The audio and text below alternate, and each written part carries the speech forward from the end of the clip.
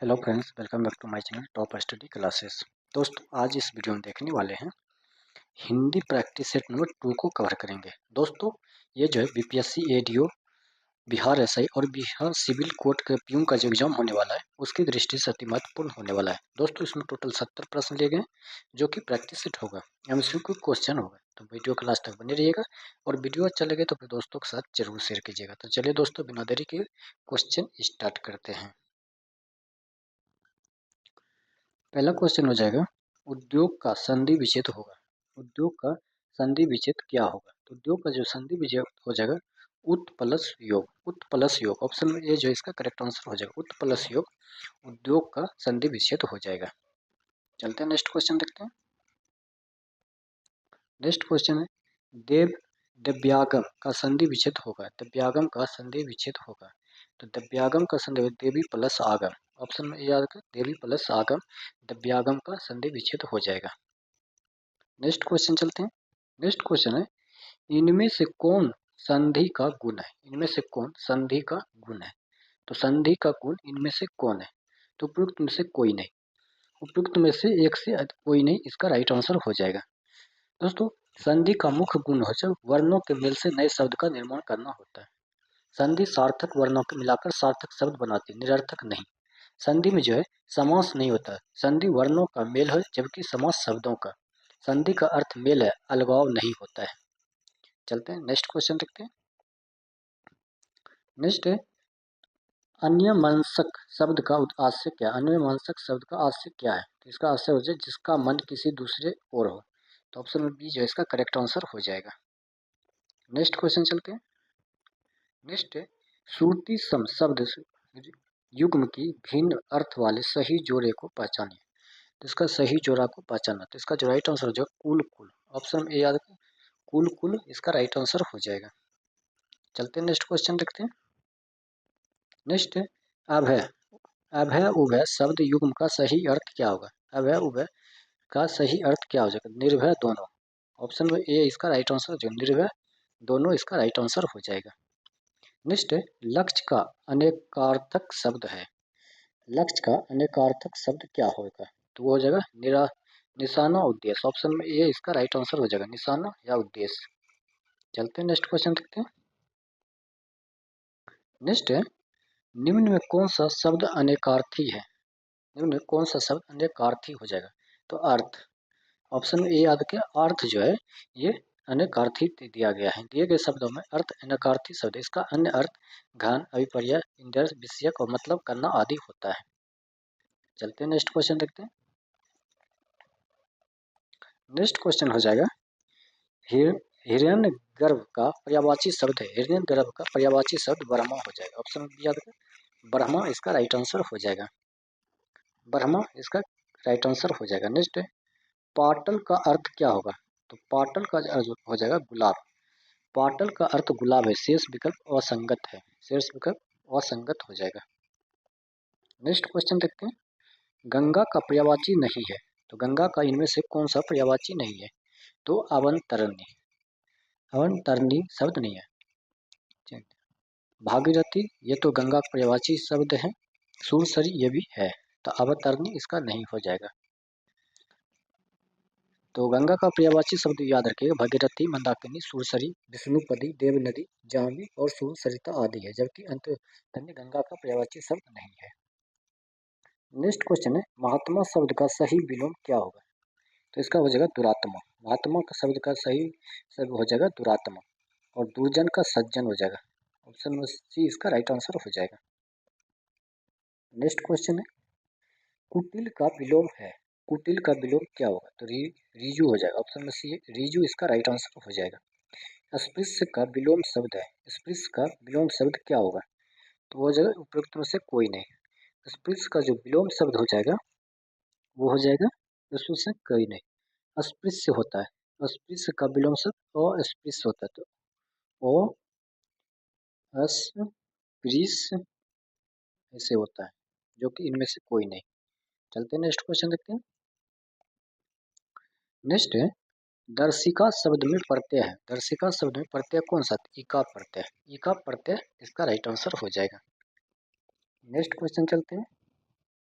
Next है प्रत्याशा शब्द में उपसर्ग है। प्रत्याशा शब्द में उपसर्ग कौन सा हो जाएगा? तो वो हो जाएगा प्रति। ऑप्शन में सी जो है इसका राइट आंसर हो जाएगा। प्रत्याशा शब्द में प्रति उपसर्ग है। प्रति उपसर्ग पर आशा, प्रति प्लस आशा जो मूल शब्द है। प्रति प्लस का अर्थ विरोध, प्रत्येक, हर एक आदि है। चलते हैं नेक्स्ट क्वेश्चन देखते हैं। नेक्स्ट क्वेश्चन है असुरक्षित शब्द में कौन सा उपसर्ग है? असुरक्षित शब्द में कौन सा उपसर्ग है?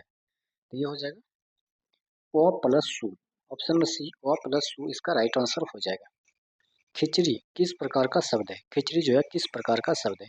तो यह है देशज। ऑप्शन में याद रखें देशज शब्द, खिचड़ी कौन सा देशज हो जाएगा।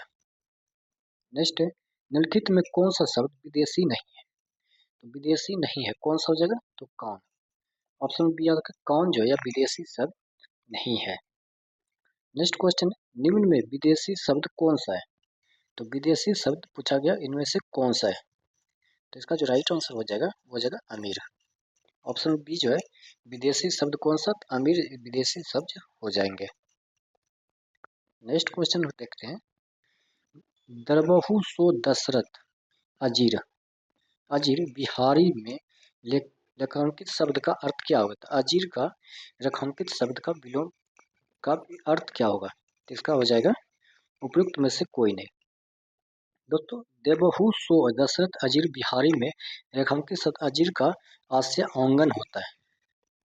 तो इसका जो राइट आंसर हो जाएगा इसका जो राइट आंसर हो जाएगा ये हो जाएगा आंगन। आंगन ऑप्शन नंबर ये सी हो जाएगा। ऑप्शन नंबर सी आंगन अजीर का हो जाएगा आंगन। नेक्स्ट वह घर से बाहर गया इस वाक्य में से कौन सा कारक है? तो कौन सा कारक हो जाएगा?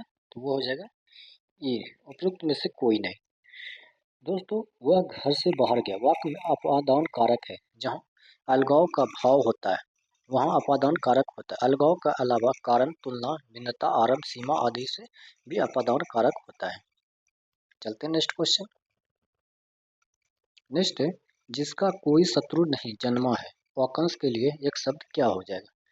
तो इसके लिए हो जाएगा वो हो जाएगा अजात शत्रु। ऑप्शन नंबर सी इसका राइट आंसर हो जाएगा। नेक्स्ट क्वेश्चन चलते हैं।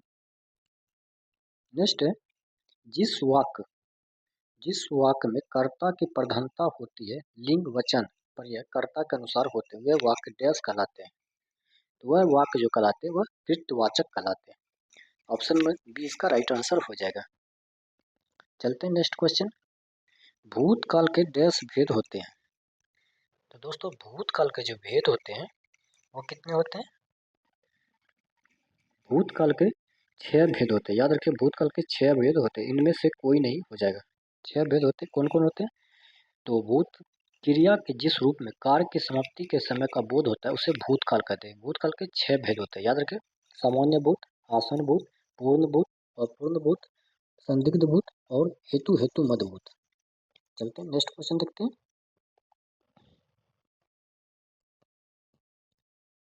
नेक्स्ट है डिब्बा किस शब्द का एक वचन है? डिब्बा जो है किस शब्द का एक वचन हो जाएंगे?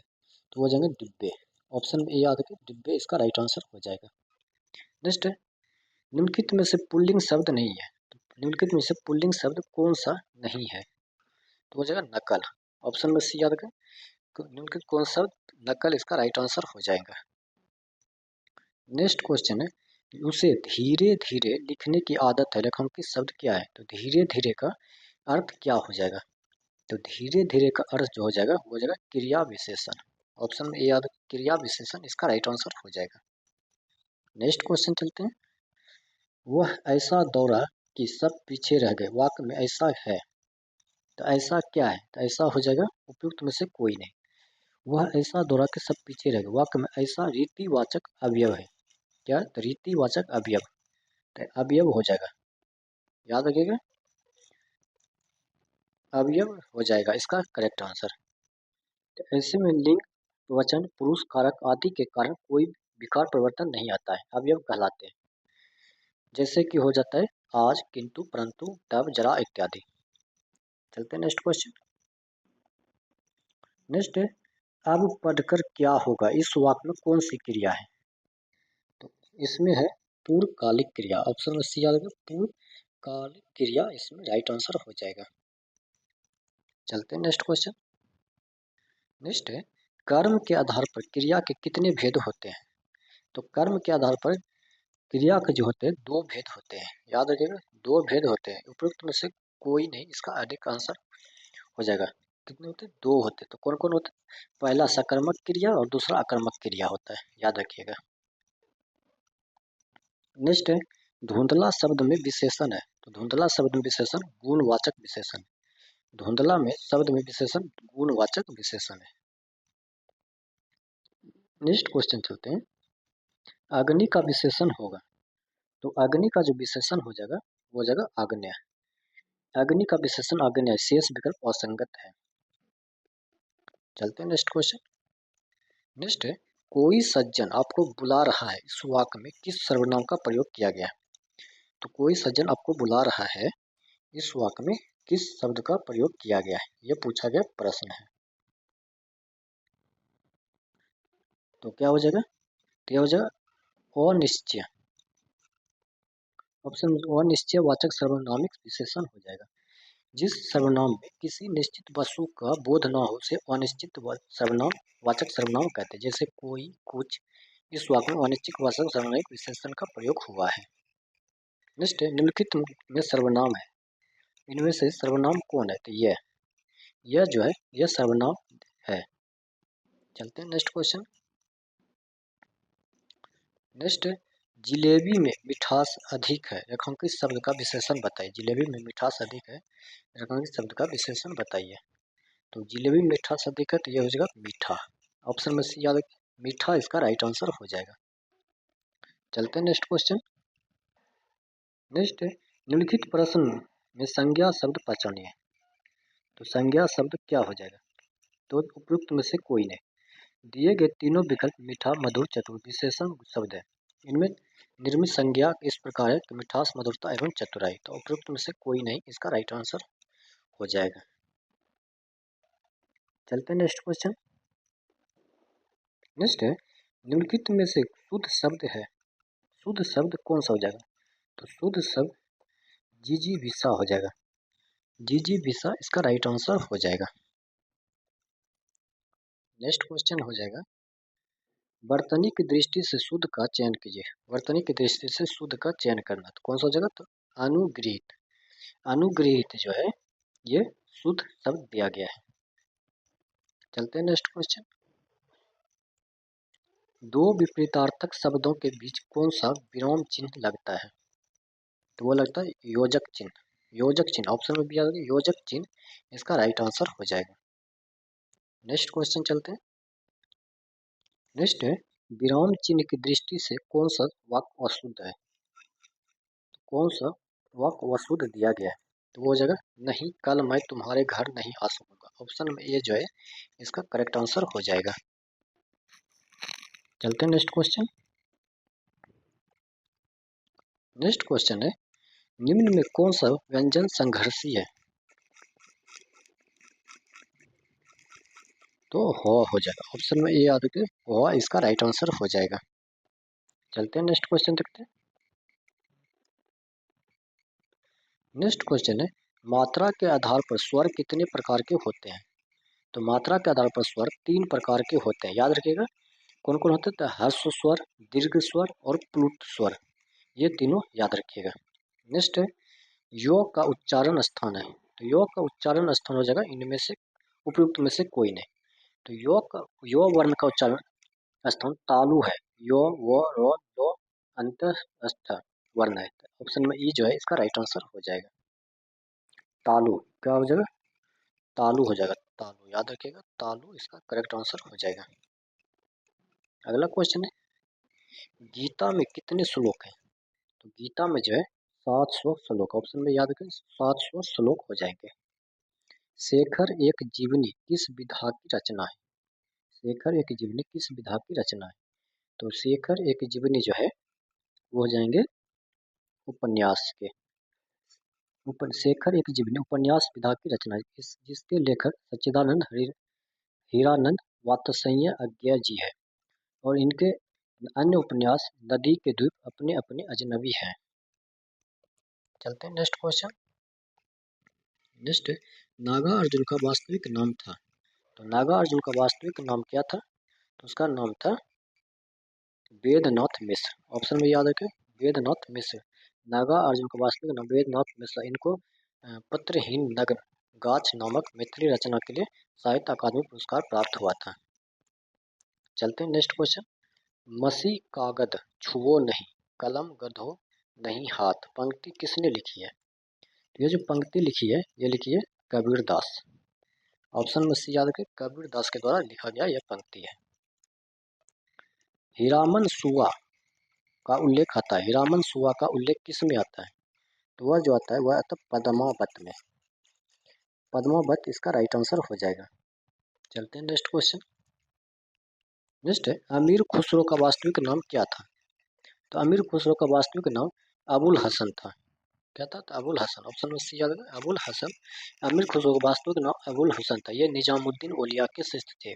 उन्हें तूती ए हिंद भी कहा जाता था। याद रखिएगा, तूती ए हिंद भी कहा जाता था। आकर्षित राशि के आधार पर जो है इसको पढ़ना है और इसके आधार पर जो है उत्तर आपको बताना है। तो चलिए देखते हैं क्या क्या उत्तर है। क्वेश्चन है, उपयुक्त गद्यांश को ध्यान से पढ़िए और उपयुक्त शीर्षक का चयन कीजिए। तो उपयुक्त गद्यांश को पढ़ना और उसके शीर्षक का खोज करना है। तो इसका जो है आनंद की खोज। ऑप्शन में याद रखें, आनंद की खोज इसका शीर्षक हो जाएगा। नेक्स्ट क्वेश्चन देखते हैं। नेक्स्ट है, उपयुक्त गद्यांश को ध्यान से पढ़िए और उपयुक्त उत्तर का चयन कीजिए। प्रश्न है, अंतर मनन से आत्मिक आनंद कैसे मिलता है? तो यह जो मिलता है, यह मिलता है अंतर मनन नकारात्मक को मिटाकर सकारात्मक से मन को शांत कर देता है, जिससे आत्मिक आनंद मिलता है। तो ऑप्शन में बी जो है इसका करेक्ट आंसर हो जाएगा। नेक्स्ट क्वेश्चन है, नेक्स्ट है, उपयुक्त गद्यांश को ध्यानपूर्वक पढ़िए और इसका सही सारांश बताइए। सारांश ये पूछा गया है, तो इसका जो सारांश हो जाएगा यही हो जाएगा ऑप्शन में ए। जब अंतर मनन को प्रतिदिन शांत, स्थिर और खुश रहने का निर्देश मिलता है तो वह एक आज्ञाकारी किंतु समझदार सेवक की तरह मन की सारी नकारात्मक गतिविधियों को हटाता जाता है और अच्छी सुखद अनुभूतियों को प्रभावित करने लगता है। मन शांत होने से आनंद के अनुभव होने लगता है और धीरे धीरे यह आनंद भाव अस्थायी हो जाता है। चलते हैं नेक्स्ट क्वेश्चन देखते हैं। नेक्स्ट है, संलग्न का अंग्रेजी रूपांतरण है। संलग्न का अंग्रेजी रूपांतरण क्या हो जाएगा? तो वो हो जाएगा option number C, enclose. Enclosed इसका राइट आंसर हो जाएगा। नेक्स्ट क्वेश्चन, कब बबा मरही तक कब बरा चरही का अर्थ क्या होगा? कब बबा मरही तक कब बरा चुरही। तो इसका जो अर्थ हो जाएगा वो हो जाएगा कार का अनिश्चित होना। ऑप्शन में बी, कार का अनिश्चित होना। नेक्स्ट क्वेश्चन चलते हैं।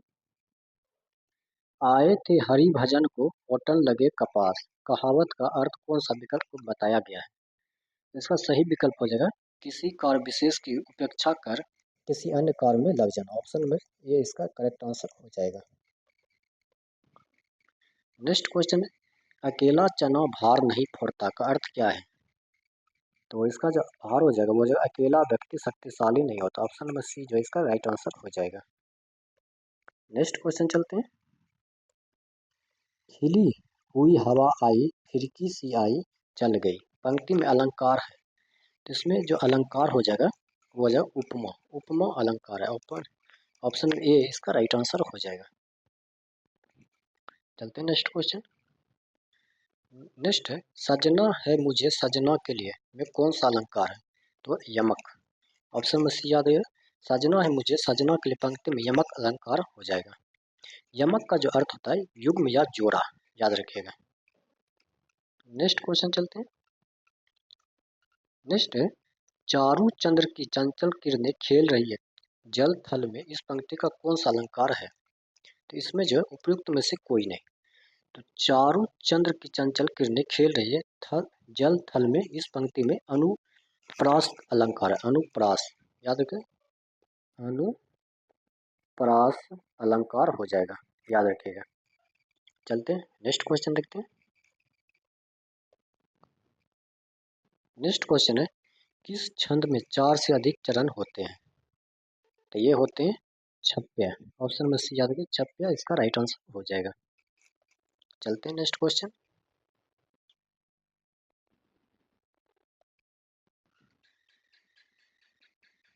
नेक्स्ट है, निम्नलिखित में से कौन सा भरत मुनि के रस सूत्र का एक व्याख्याकार नहीं है?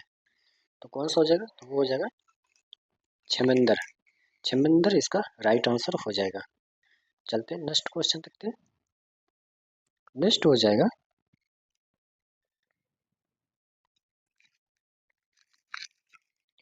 नेक्स्ट क्वेश्चन है, निम्नलिखित वाक्यों में एक अशुद्ध है, में से एक अशुद्ध है, अशुद्ध को पहचाना। उसकी आंखों में आंसू निकल पड़े। ऑप्शन नंबर सी जो है यह अशुद्ध दिया गया है। दिए गए वाक्य में उसकी आंखों से आंसू निकल पड़े, ये शुद्ध वाक्य होंगे। अशुद्ध वाक्य में जिसका शुद्ध रूप है इसकी आंख में आंसू निकल पड़े, ये सभी वाक्य शुद्ध है। चलते हैं नेक्स्ट क्वेश्चन। नेक्स्ट है, निम्न में कौन सा वाक्य मिश्र वाक्य है? मिश्र वाक्य कौन सा है? तो जब सवेरा हुआ तब हम लोग बाहर गए। तो ऑप्शन नंबर ये इसका राइट आंसर हो जाएगा। नेक्स्ट क्वेश्चन चलते हैं। नेक्स्ट है, निम्नलिखित वाक्य को सरल वाक्य में परिवर्तित करें। सरल वाक्य में परिवर्तित करना है। अतिथि आए और कार्यक्रम शुरू हुआ। अतिथि आए और कार्यक्रम शुरू हुआ। तो ऑप्शन में अतिथि के आते ही कार्यक्रम शुरू हुआ। ऑप्शन में ए जो है इसका करेक्ट आंसर हो जाएगा। अतिथि आए का कार्यक्रम शुरू हुआ एक संयुक्त वाक्य, इसका जो सरल वाक्य अतिथि के आते ही कार्यक्रम शुरू हुआ होगा। रचना के आधार पर वाक्य जो है 3 प्रकार के होते हैं, सरल वाक्य, संयुक्त वाक्य और मिश्र वाक्य, याद रखिएगा। चलते हैं नेक्स्ट क्वेश्चन। नेक्स्ट है, जिस समास में दोनों पद समान रूप से प्रधान हो उसे क्या कहते हैं? तो उसे जो कहा जाता है उसे कहते हैं उपयुक्त में से कोई नहीं।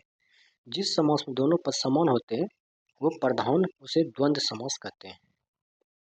द्वंद्व समास कहा जाता है, याद रखिएगा, द्वंद्व समास,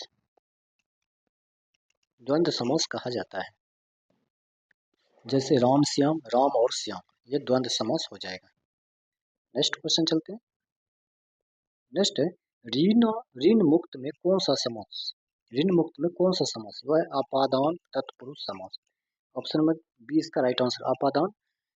ऋण मुक्त में अपादान तत्पुरुष, अपादान तत्पुरुष पंचम पदान कारक की वियुक्ति से अलग होने का भाव लुप्त हो जाता है। जैसे ऋण से मुक्त, ऋणामुक्त, धन से हीन, धनहीन, पद से भ्रष्ट, पद भ्रष्ट हो जाएगा। चलते नेक्स्ट है, जिस समास का पहला पद अवयव हो तो तथा प्रथम पद प्रधान हो उसे कौन सा समास कहते हैं? तो उसे हम अव्ययी भाव कहते हैं। ऑप्शन बी अव्ययी भाव कहा जाता है। चलते नेक्स्ट क्वेश्चन देखते हैं। नेक्स्ट है, जो पहले कभी ना हो, जो पहले कभी ना हो वो उसे अभूतपूर्व कहा जाता है। जो पहले कभी ना हो इसका एक शब्द अभूतपूर्व होगा, जबकि अभूतपूर्व का अर्थ है जिसके विषय में और आश्चर्य प्रकट हो। अनुपम का अर्थ है जिसकी कोई उपमा ना हो। अपूर्व का अर्थ है जो पहले ना हुआ। तो दोस्तों आज का सेट यहीं समाप्त होता है। अगर ये वीडियो आपको अच्छा लगा तो अपने दोस्तों के साथ जरूर शेयर कीजिएगा। मिलते हैं नेक्स्ट वीडियो में नेक्स्ट सेट के साथ, तब तक के लिए धन्यवाद।